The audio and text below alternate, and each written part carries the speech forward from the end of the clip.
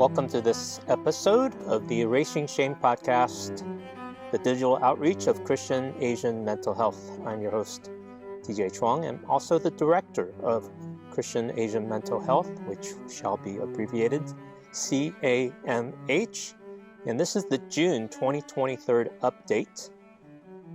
And I want to be sharing with you things that are progressing along with this ministry initiative as we go along.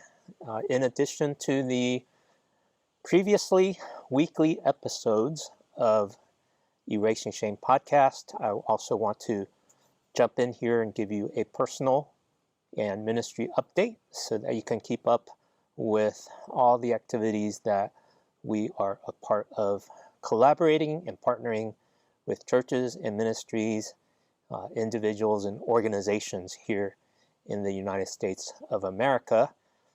And I'm so grateful along the way over the past 6 months or so, as I've had a couple dozen opportunities to share about Christian Asian mental health, how enthusiastic and well received this ministry initiative has been with so many people, both Christians and non-Christians.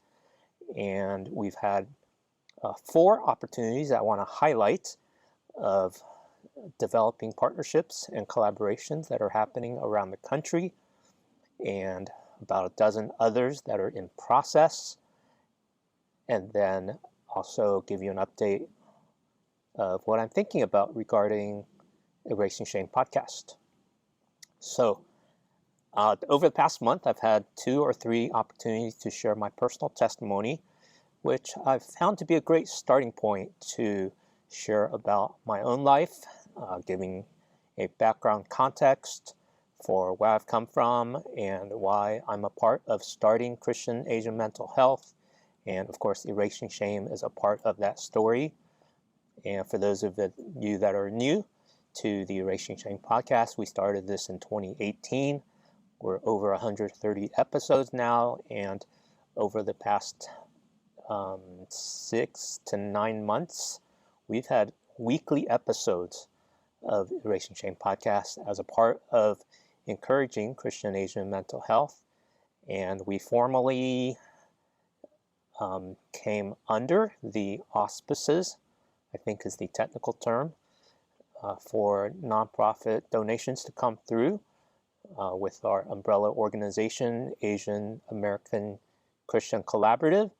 And we're so grateful for that opportunity to work together collaboratively. And then I'll mention the 4.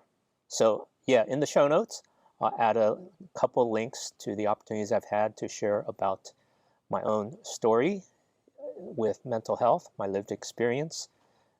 In short, 23 years of living and managing bipolar disorder, and first went public with that 10 years ago.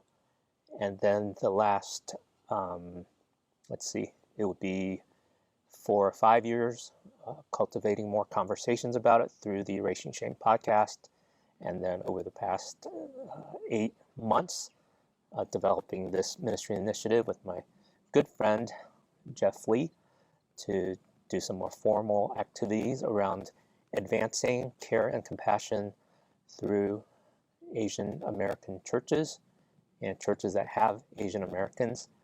And now we have 4 active partnerships and collaborations that are underway. And I use those terms loosely because those terms mean different things in different circles and different contexts.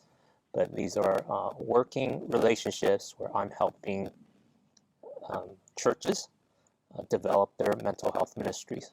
And that's where the rubber meets the road.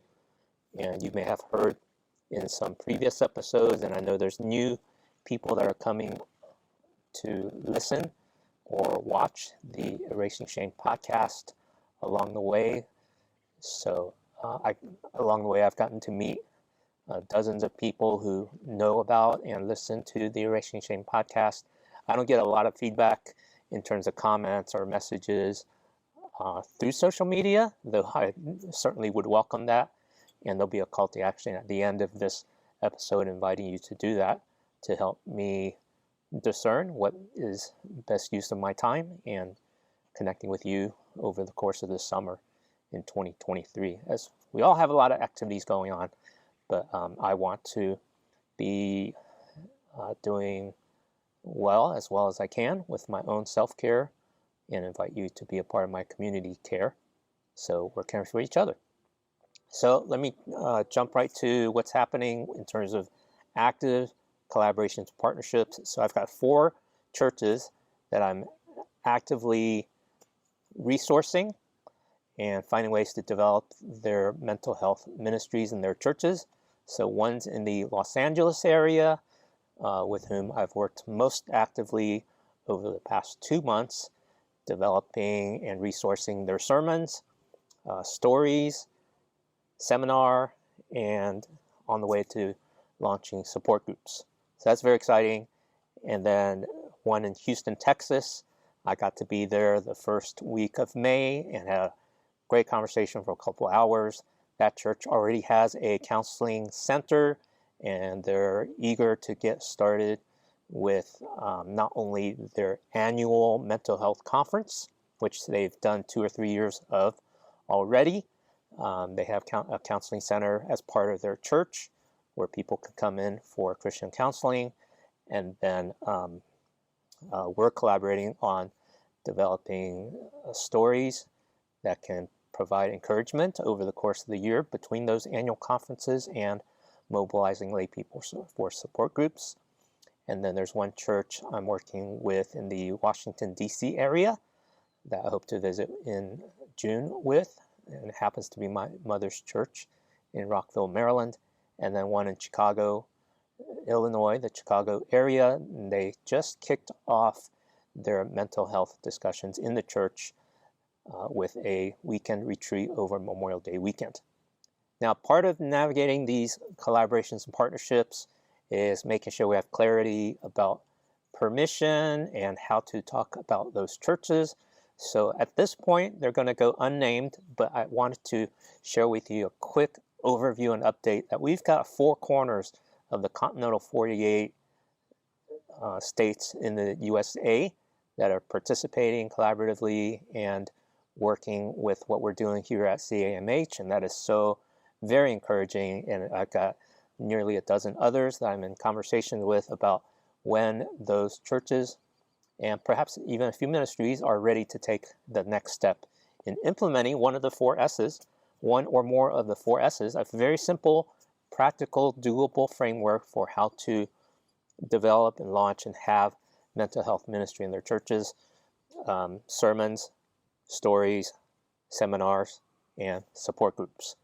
And what those 4 things will do is shape the culture of the church, demonstrate that it is a caring and safe place for those who struggle, show empathy, show that it's safe to talk about, because more than half the battle is stopping the stigma and erasing the shame. And all of this can complement the wonderful resources available through professional therapy and counseling and medication and psychiatry. So that provides the entire span of care, and there's certainly more things that churches can do. I'll mention one more that just came to mind. At a Los Angeles County Department of Mental Health conference just last week, it was for the faith-based organizations in LA County.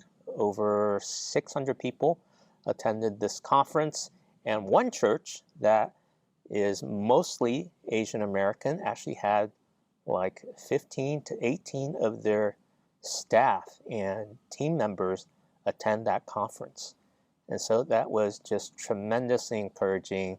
I've reached out to them. I got to meet their pastor and their counseling center, restoration center, gospel care center director, and I hope to have a conversation recorded with them in the coming month so that you can hear firsthand about how mental health ministry has grown over the years at that church in Los Angeles. So things are starting to happen all around the country, and I'll be visiting a church in New Jersey in a couple weeks that also has a mental health ministry. It's a small church of under 100, and Jessica is her name, Jessica Kim, and I are dreaming and praying about what would a Asian American Christian mental health movement look like. So when she tweeted that a couple months ago, I thought to myself, oh, I've got to meet her and talk with her and pray with her and see what we could do together, along with others here in the US of A, and who God inspires and motivates and connects us with.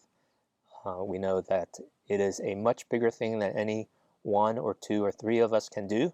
So we are better together, and would love to find ways to partner with you, those of you that are here in our audience, whether it's to produce Erasing Shame podcast, to do some of the resourcing and collaborating that we do as Christian Asian mental health. And for those that have the capacity to give financially, we have that available through our website, camh.network/donate. Again, everything's in the show notes at erasingshame.com. And then all the things that I've just mentioned, I'll put in the show notes at erasingshame.com. So that's the AMH. That's a quick update of what's been happening over the past 6 months. I've gotten to meet some great people along the way. I'm very encouraged that this need is going to help a lot of people over time, and that I've got 4 churches that are working closely with me, and we're co-creating, collaborating, and partnering on developing what mental health ministries can look like in specific local churches. And 1 or 2 of them even want to be teaching churches. So that's a great way to partner, because we do this together, and churches that grow in their vision as God would move, we come to realize that mental health is not just a need in the U.S., it's a need around the world.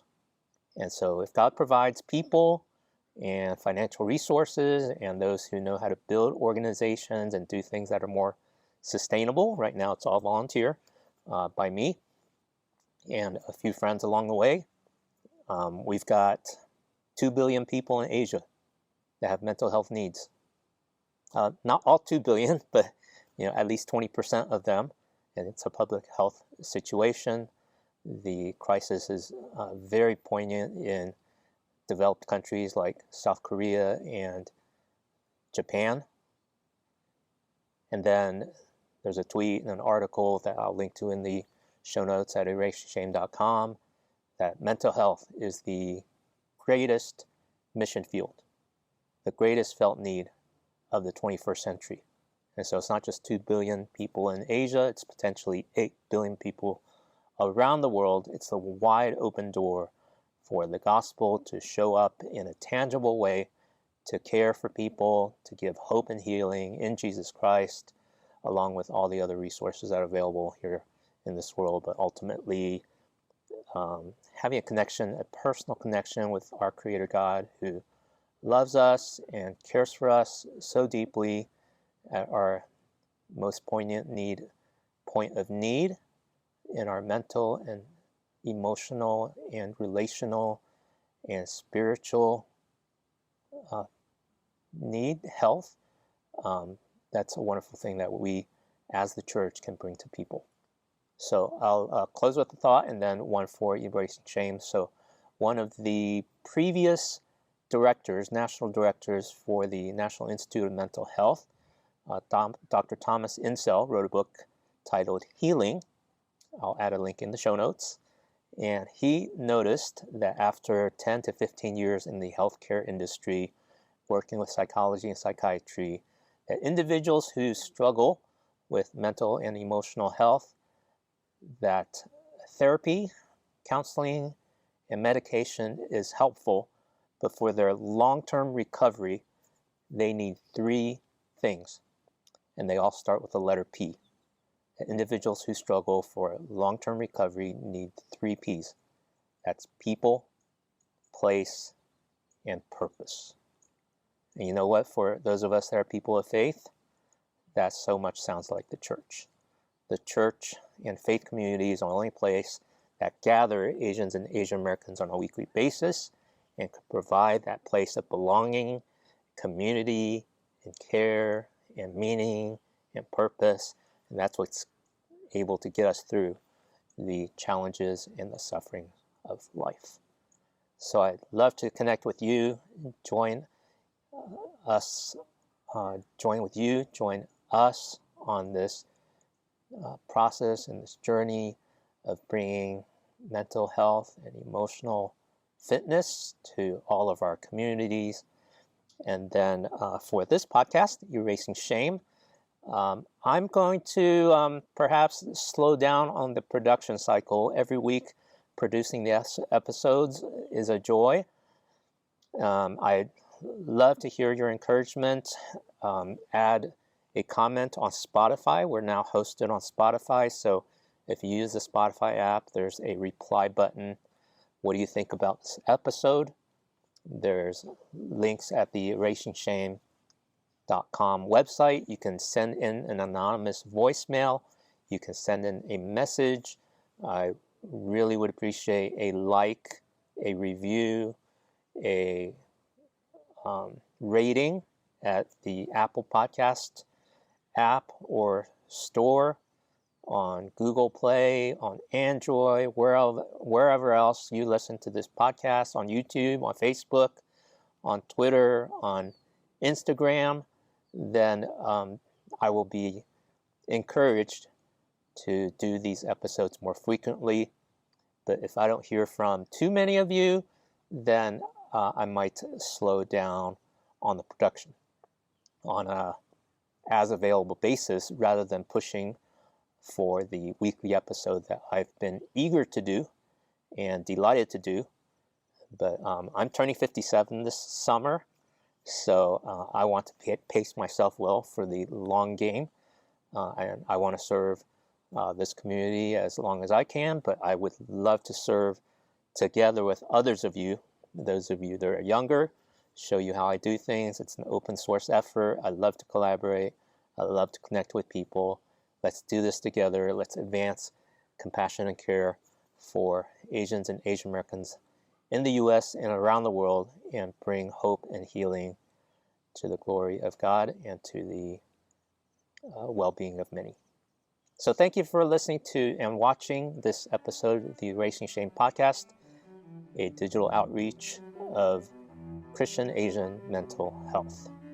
Connect with me. DJ Chuang is my name, at erasingshame.com. And until the next episode, please take good care of yourself. Send me a word. Would love to hear from you. Bye-bye. Thank you for listening to the Erasing Shame podcast. Check out the show notes at erasingshame.com and subscribe to our email for updates. We would love to hear from you, so please add your comments at our website or on social. Subscribe on Apple Podcasts, Spotify, or any podcast app, and you can also subscribe on YouTube or follow on Facebook. Please add a rating and review so we can reach more people with our message of health, hope, and compassion. This podcast is the digital outreach of Christian Asian mental health.